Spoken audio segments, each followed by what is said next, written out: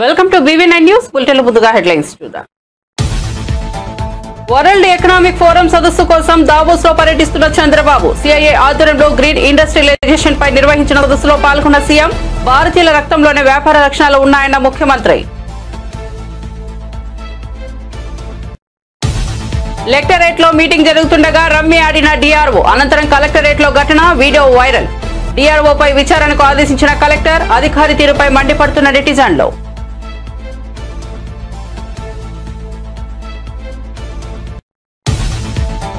Real estate broker ను కొట్టిన BJP MP Etela Rajender. Medchal జిల్లా పోచారం మున్సిపాలిటీ పరిధిలో ఘటన. రియల్ ఎస్టేట్ ఏజెంట్లు దౌర్జన్యాలకి పాల్పడుతున్నారని ఫిర్యాదు. ఇంటి స్థలాల యజమానులను ఇబ్బంది పెట్టడం ఏమిటని ఆగ్రహం.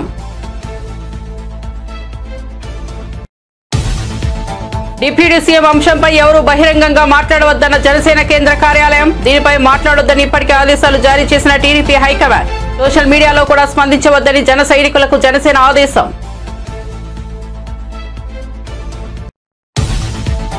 రేవంత్ రెడ్డి విదేశాల్లో, మంత్రులు పక్క రాష్ట్రాల్లో బిజీగా ఉన్నారన్న హరీష్ రావు. గ్రామ సభల్లో ఊరూరా జనం తిరగబడుతున్నారని వ్యాఖ్యలు. కాంగ్రెస్ ఏడాది పాలన ఫెయిల్యూర్ అంటూ విమర్శలు.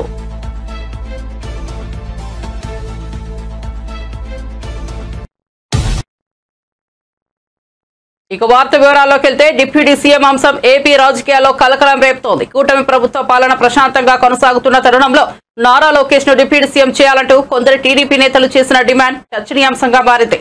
ఈ డిమాండ్ లేవనెత్తుతున్న టీడీపీ నేతల సంఖ్య క్రమంగా పెరుగుతుండటంతో జనసేన నేతలు కూడా సీన్లోకి ఎంటర్ అయ్యారు. లోకేష్ ను డిప్యూటీ సీఎం చేయాలని టీడీపీ నేతలు కోరుకోవడంలో తప్పు లేదని, తమకు కూడా పవన్ ను సీఎంగా చూడాలని ఉందని వారు కౌంటర్ అటాక్ చేశారు.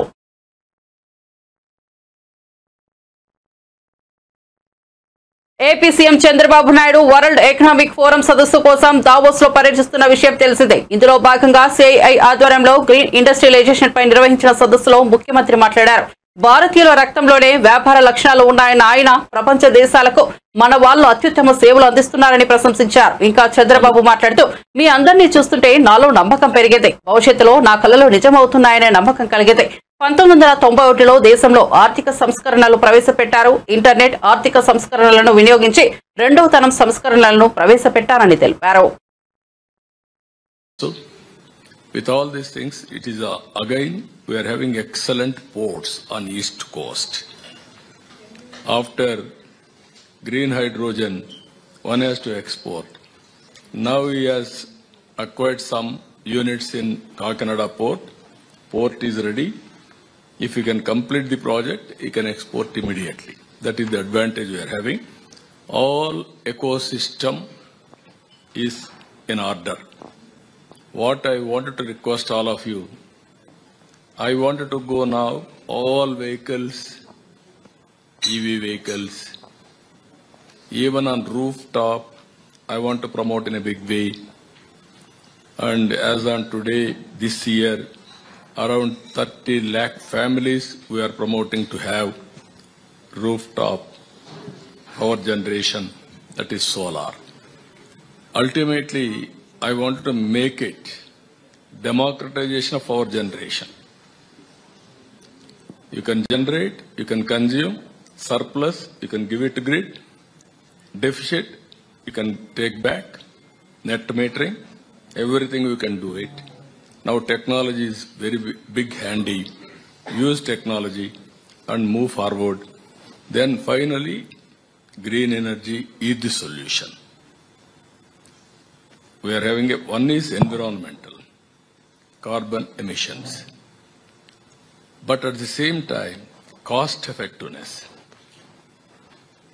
But only my request to you, all of you, have R&D strong.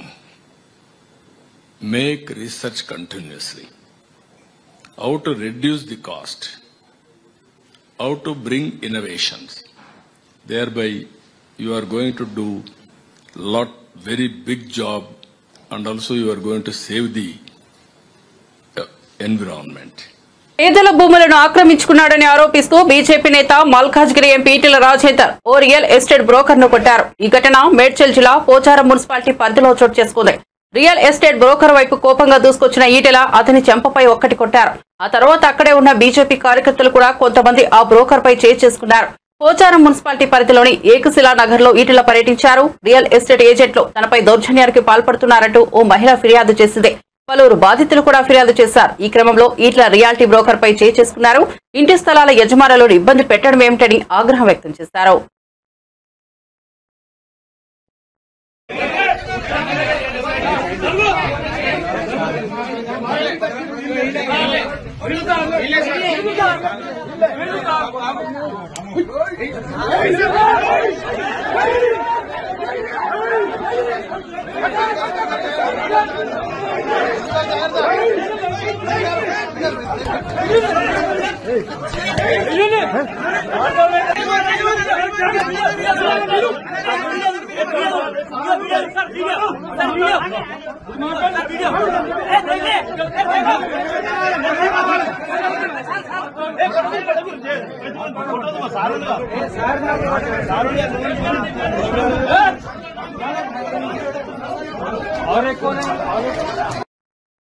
కొందరు వ్యక్తులు దొంగ పత్రాలు సృష్టించి పేదల ఇళ్లను లాక్కుంటున్నారని బీజేపీ ఎంపీ ఈటెల రాజేందర్ ఆరోపించారు. మేడ్చల్ జిల్లా పోచారం మున్సిపాలిటీలోని ఏకశిలా నగర్ లో మంగళవారం ఈటెల పర్యటించారు. బాధితుల ఫిర్యాదుతో స్థిరాస్తి దళారిపై ఈటెల ఆగ్రహం వ్యక్తం చేశారు.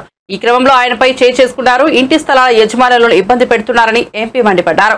కొందరు అధికారులు బ్రోకర్లకు కొమ్ము కాస్తున్నారని ఆరోపించారు. మళ్ళీ మాకు వేరే రిజిస్ట్రేషన్ ఉందని చెప్పి దొంగ డాక్యుమెంట్స్ గుర్తించుకొని పోలీసు వాళ్ళని మేనేజ్ చేసుకుని రెవెన్యూ అధికారులను మేనేజ్ చేసుకుని పేదలు కట్టుకునేటువంటి ఇళ్ల మీద దౌర్జన్యం చేస్తున్నారు.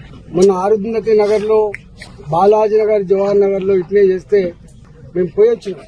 పేదల వాళ్ళు 40 గజాలు 60 గజాలలో ఇల్లు కట్టుకునేటువంటి పేదల వాళ్ళు 40,000 50,000 జమ చేసుకుని ఒక రేకుల షెడ్ వేసుకుంటే కూలగొట్టిపోతున్నారు. 50,000 రూపాయల నుంచి 2 లక్షల రూపాయలు ఇస్తే తప్ప పేదలు ఆ రేకుల షెడ్ వేసుకునే పరిస్థితి.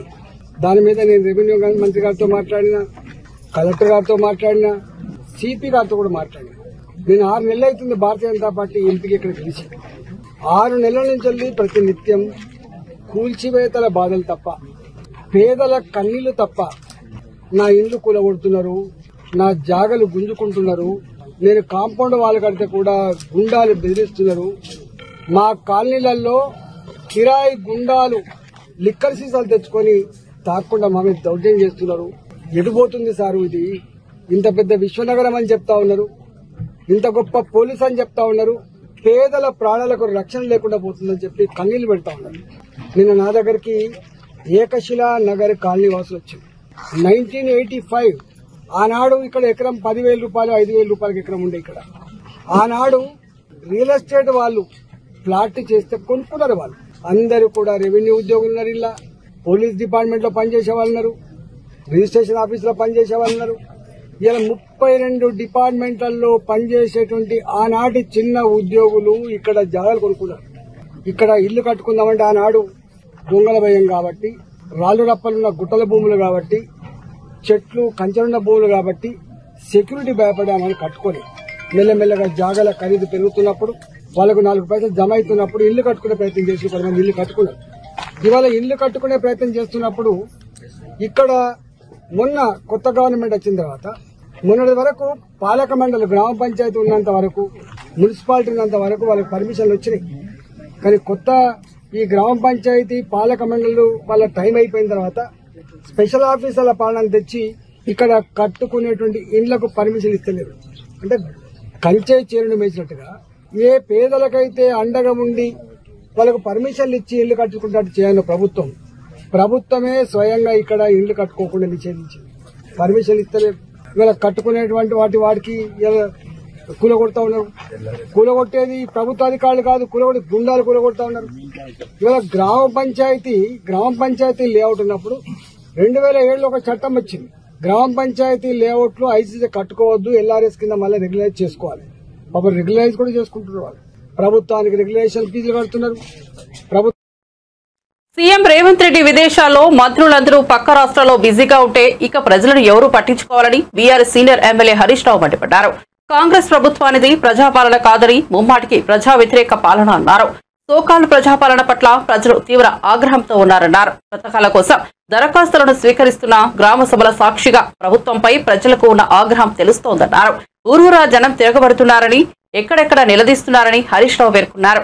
కాంగ్రెస్ ఏడాది పాలన పెద్ద ఫెయిల్యూర్ అని వ్యాఖ్యానించారు. ఇందిరమ్మ రాజ్యంలో పోలీసుల పహారా నడుమ గ్రామ సభలు నిర్వహించే పరిస్థితులు వచ్చాయన్నారు. పథకాల లబ్ధిదారులను ఎంపిక చేయడానికి ఓవైపు గ్రామ సభలు నిర్వహిస్తుంటే మరోవైపు కార్యకర్తలకే పథకాలు ఇస్తామని అధికార పార్టీ ఎమ్మెల్యేలు చెప్పడం విడ్డూరంగా ఉందన్నారు. కార్యకర్తలకే పథకాలు ఇస్తున్నప్పుడు ఇక గ్రామ సభలు ఎందుకని హరీష్ రావు ప్రశ్నించారు. అంటే అర్హులైన వారికి ఇవ్వడం లేదని అర్థమేగా అని విమర్శించారు. అనంతపురం జిల్లా పరిపాలనకు సంబంధించిన సమీక్షలో ఓ ఉన్నతాధికారి తన ఫోన్లో రమ్మి ఆడుతున్న వీడియో ప్రస్తుతం సోషల్ మీడియాలో వైరల్ గా మారింది.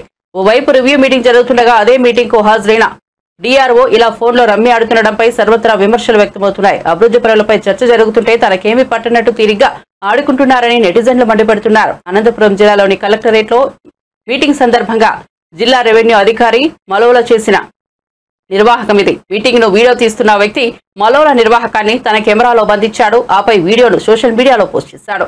కీలక సమావేశంలో డిఆర్ఓ మలోల నిర్లక్ష్యంగా వ్యవహరించడంపై జిల్లా కలెక్టర్ వినోద్ కుమార్ సీరియస్ అయ్యారు. మలోలపై మండిపడుతూ విచారణకు ఆదేశించారు. విచారణ తర్వాత నివేదిక ఆధారంగా డిఆర్ఓ మలోలపై చర్యలు తీసుకుంటామని కలెక్టర్ తెలిపారు. కలెక్టర్ ఆదేశాలతో మలోల నిర్వాహకంపై ఉన్నతాధికారులు విచారణ చేపట్టినట్టు తెలుస్తోంది.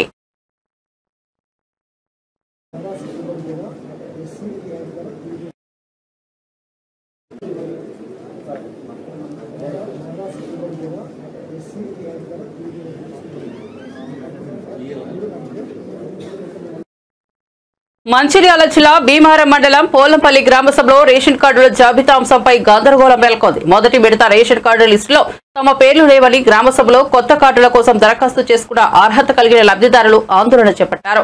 గ్రామ సభను రద్దు చేసి గ్రామంలో మళ్లీ సర్వే నిర్వహించాలని డిమాండ్ చేశారు. అర్హులైన వారికి రేషన్ కార్డులు మంజూరు చేయాలని అధికారులు నిలదీశారు. స్థానిక అధికారులు సమస్య పరిష్కారానికి త్వరగా చర్యలు తీసుకోవాలని ఆందోళనకారులు విజ్ఞప్తి చేశారు. ఇప్పుడు ఎవరు ఇప్పుడు దీని బాధ్యతలను నక్కలైనా వహిస్తారా, లేకుంటే దుబ్బాలైనా కొడుకు వహిస్తారా? ఆయన ఏమని అడుగుతావు? నువ్వు ఒక్క ఫోటో మధుకర్ తీసింది. మధుకర్ ఏమంటే నేను ఫోటో తీసి మాత్రం నాకెవరికి అంటాడు. మా పేరు లేదంటే మేము గల్లబట్టి అడిగేటువంటి ఒక బాధ్యత ఇప్పుడు మధుకర్ ఏమని అడుగుతావు? మధుకర్ని నువ్వు తీయమంటే ఆయన పుణ్యాన్ని తీసిండు, ఆయన జీతం ఇచ్చిందా? ఇప్పుడు మీరు ఏం చెప్పాలనుకుంటున్నారు? మధుకర్ కదా నేను జీతం ఇవ్వలే కదా, గొప్పలైన కొడుకు నేను జీతం ఇవ్వలే కదా. మీరు ఏం చేయాలనుకుంటారు? మేము అడుగుతాం అదే నువ్వు ఆధార్ చేతి ఇప్పుడు సంగతి తెలుసు. ఇప్పుడు ఆయన ఏమనడం మేము చెప్పుకుని మరి ఏమంటారు? ఒక బాధ్యత ఈ సర్వేనే సార్ మాకు అంటే మాకు రావాలని కాదు, అక్కలని రేషన్ కార్డుతో సహా లేకపోతే అన్ని రాసి పెడితే పైకి చెప్తా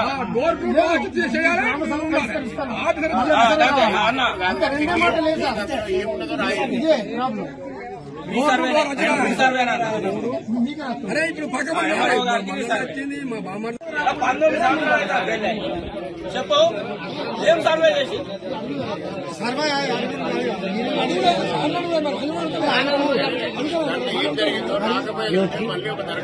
ఒత్తికిరా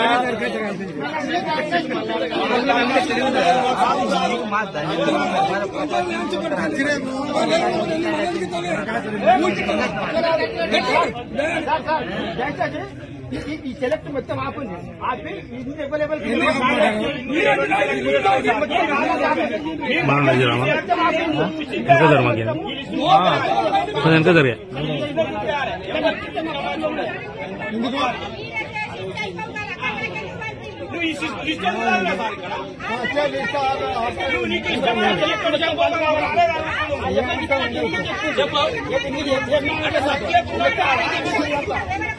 వాళ్ళు ఇచ్చు చెప్తే ఈ సెలెక్ట్ మొత్తం కేసు దావోస్ పర్యటనలో ఉన్న తెలంగాణ ముఖ్యమంత్రి రేవంత్ రెడ్డికి బీజేపీ ఎమ్మెల్యే రాజాసింగ్ కీలక విజ్ఞప్తి చేశారు. నాంపల్లి ఎగ్జిబిషన్ గ్రౌండ్స్ లో ప్రతి సంవత్సరం నిర్వహిస్తున్న నోమాయిస్ ఎగ్జిబిషన్ ను నగర శివారులో ఏర్పాటు చేయాలని ఈ సందర్భంగా ఎమ్మెల్యే రాజాసింగ్ కోరారు. నగరం మధ్యలో ఈ ఎగ్జిబిషన్ పెట్టడంతో ప్రతిరోజు వేలాది సంఖ్యలో ప్రజలు వస్తుండటంతో భారీగా ట్రాఫిక్ జామ్ ఏర్పడుతుండటంతో ట్రాఫిక్ జామ్ ఏర్పడి గంటల తరబడి వాహనాల రాకపోకలకు ఇబ్బందులు తలెత్తుతున్నాయన్నారు. ముఖ్యంగా వందలాది వాహనాల పార్కింగ్ ఇబ్బందులు ఏర్పడుతున్నాయని, మరోవైపు పార్కింగ్ పేరుతో దోచుకుంటున్నారని అన్నారు. ఎగ్జిబిషన్ వచ్చే వారి కోసం నిర్వాహకులే ఉచితంగా పార్కింగ్ సదుపాయం కలిగించేలా చర్యలు తీసుకోవాలని కోరుతూ ఎమ్మెల్యే రాజాసింగ్ సీఎం రేవంత్ రెడ్డికి విజ్ఞప్తి చేశారు.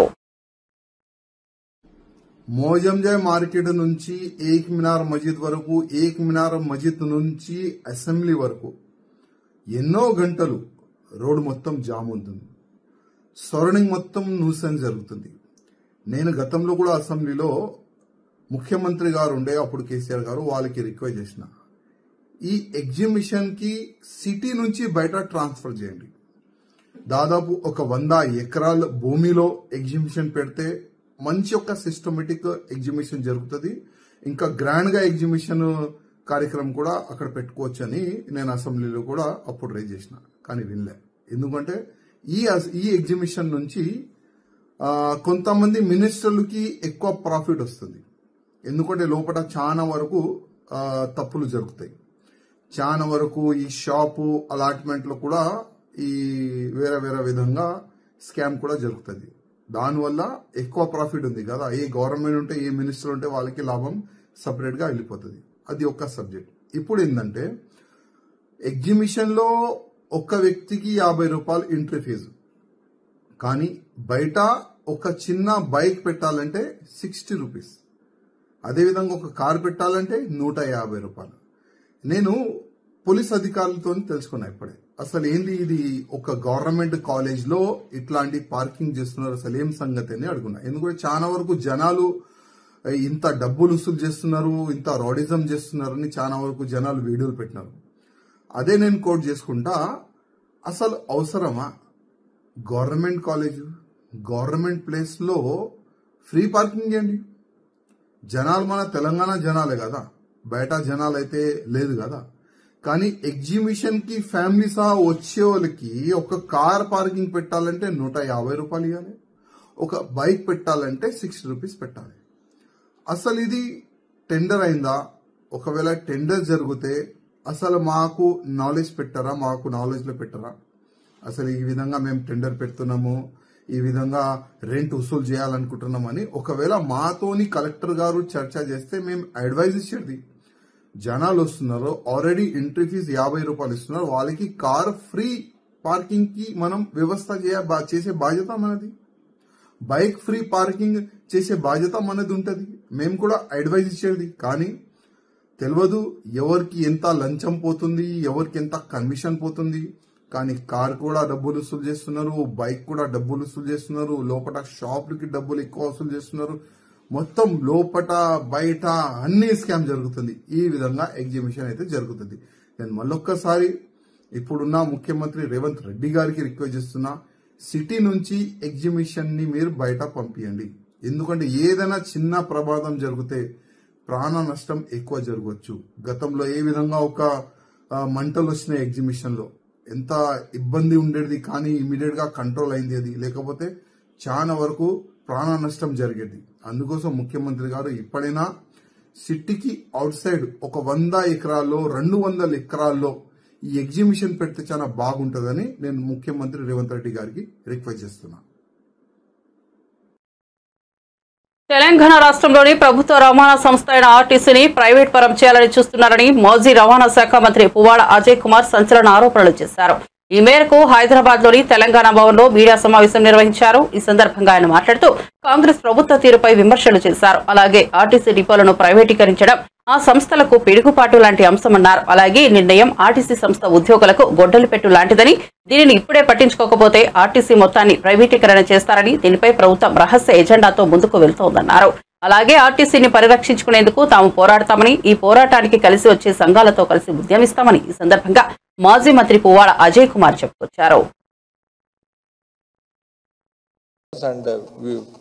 డిఫరెంట్ ఎలక్ట్రిక్ వెహికల్ మ్యానుఫ్యాక్చరర్స్ ఆ బిడ్లో పాల్గొని బస్సెస్ని మనకి పర్ కిలోమీటర్ ఇంత అని చెప్పి తిప్పడానికి బిడ్ చేయాల్సిన ఇది ఉంటుంది. ఆ పరిస్థితుల్లో టికెట్ ప్యాసింజర్ దగ్గర నుంచి వసూలు చేసే బాధ్యత ఆర్టీసీదే ఉండింది. దాంతోపాటుగా ఏ డిపో కూడా వాళ్ళ కంట్రోల్లో మనం ఇవ్వలే, ప్రైవేటు వాళ్ళ కంట్రోల్లోకి. మనం ఈ రాష్ట్రంలో దాదాపు ఎలక్ట్రిక్ బస్సెస్ ఒలెట్రా అనే కంపెనీ ద్వారా ఒక 500 బస్సులకి మనం బీఆర్ఎస్ ప్రభుత్వంలో ఇవ్వటం జరిగింది. అందులో ఏసీ ఉన్నాయి, నాన్ ఏసీ కూడా ఉన్నాయి. అవి డిఫరెంట్ డిపోస్కి మేజర్గా సిటీలోనే ఈ కాలుష్య నియంత్రణ కోసమని ప్లస్ హైదరాబాద్కు ఉన్న సిటీకి ఉన్న ఇమేజ్ దృష్ట్యా ఎలక్ట్రిక్ బస్సెస్ వినియోగం పెంచాలనే ఉద్దేశంతో పెట్టడం జరిగింది.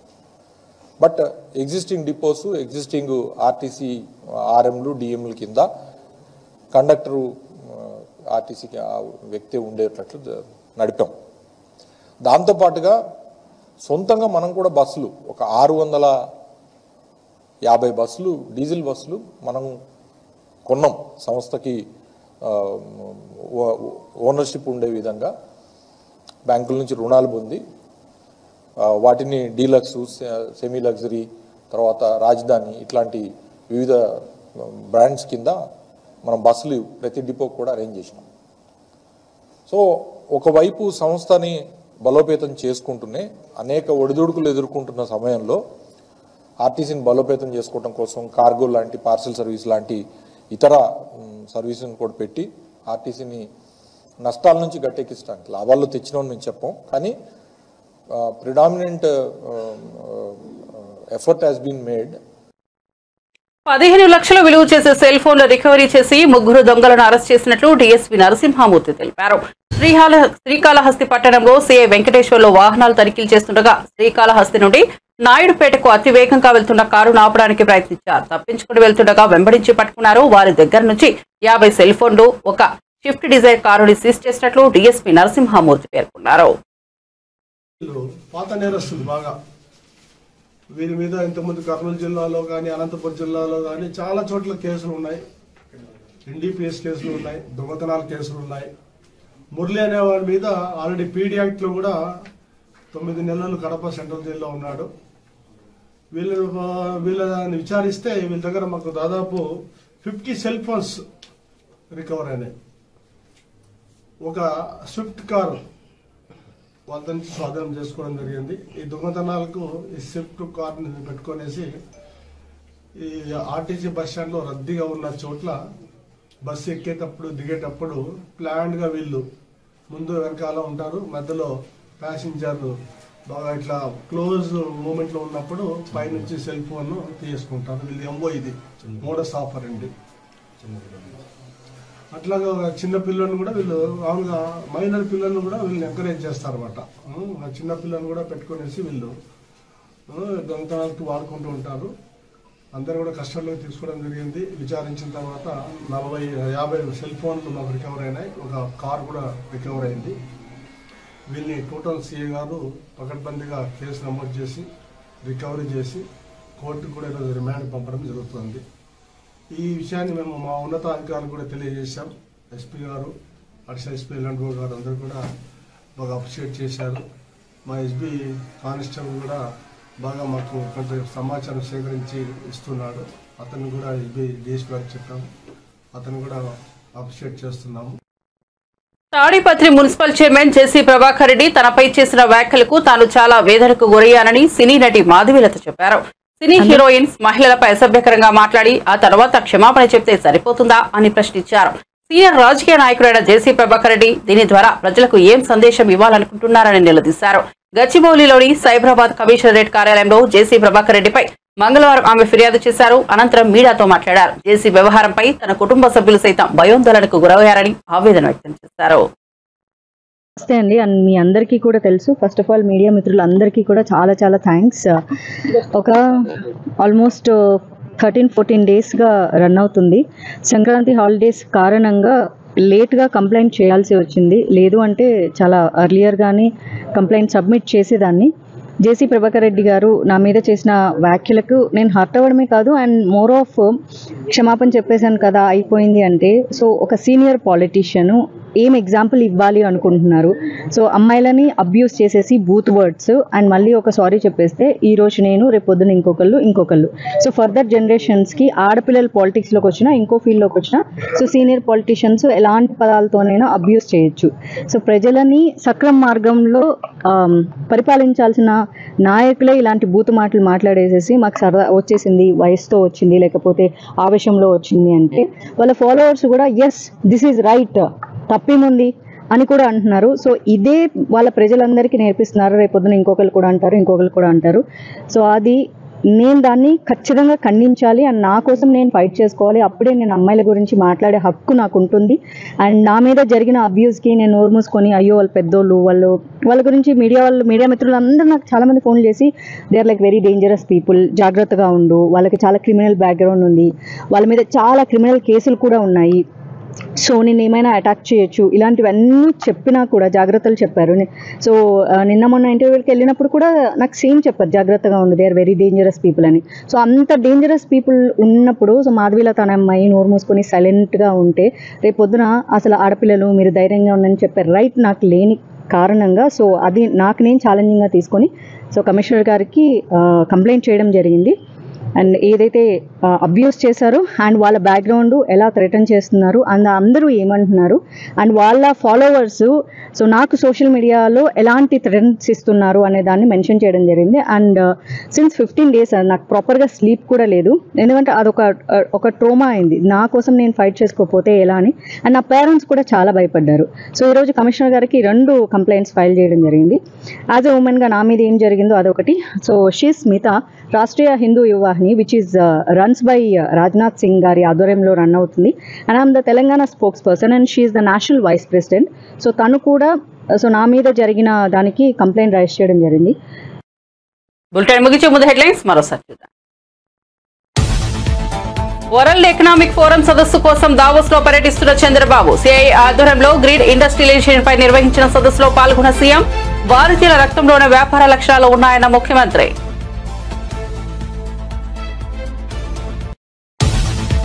కలెక్టరేట్ లో మీటింగ్ జరుగుతుండగా రమ్మి అడ్డిన డిఆర్ఓ.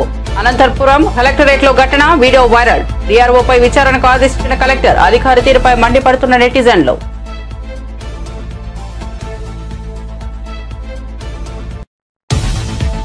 రియల్ ఎస్టేట్ బ్రోకర్ ను కొట్టిన బీజేపీ ఎంపీ ఈటెల రాజేందర్. మేడ్చల్ జిల్లా పోచారం మున్సిపాలిటీ పరిధిలో ఘటన. రియల్ ఎస్టేట్ ఏజెంట్లు దౌర్జన్యాలకి పాల్పడుతున్నారని ఫిర్యాదు. ఇంటి స్థలాల యజమానులను ఇబ్బంది పెట్టడం ఏమిటని ఆగ్రహం.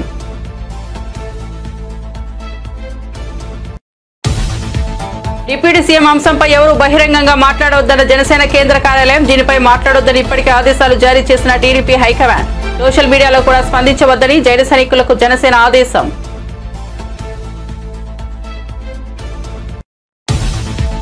రేవంత్ రెడ్డి విదేశాల్లో, మంత్రులు పక్క రాష్ట్రాల్లో బిజీగా ఉన్నారన్న హరీష్ రావు. గ్రామ సభలో ఊరూరా జనం తిరగబడుతున్నారని వ్యాఖ్యలు. కాంగ్రెస్ ఏడాది పాలన ఫెయిల్యూర్ అంటూ విమర్శలు.